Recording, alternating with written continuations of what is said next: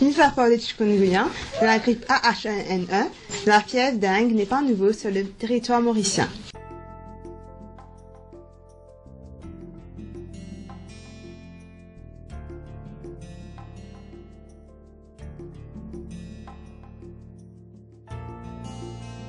Pour lui, Plaine Verte, Vallée-Piteau sont quelques-uns des régions touchées par la dengue.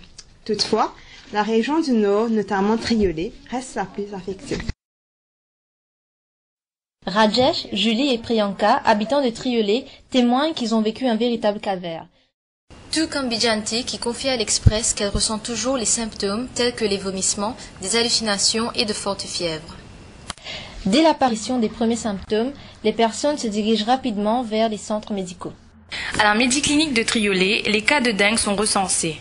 D'ailleurs, un médecin nous explique les étapes prises par le personnel médical lorsque les patients suspectent qu'ils sont victimes de cette fièvre. Quand le patient se rend au centre médical, il est examiné et si jamais les symptômes sont détectés, par exemple s'il fait une forte fièvre de plus de 38 degrés, il doit alors faire une prise de sang.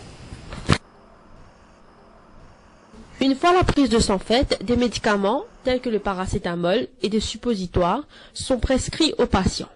Entre-temps, la prise de sang est envoyée au laboratoire de Candos.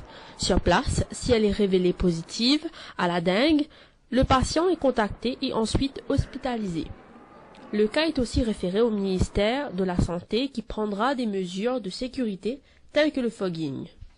Effectivement, le fogging est utilisé pour diminuer les risques de prolifération de la dengue en éliminant les eaux stagnantes qui occasionnent la reproduction des moustiques.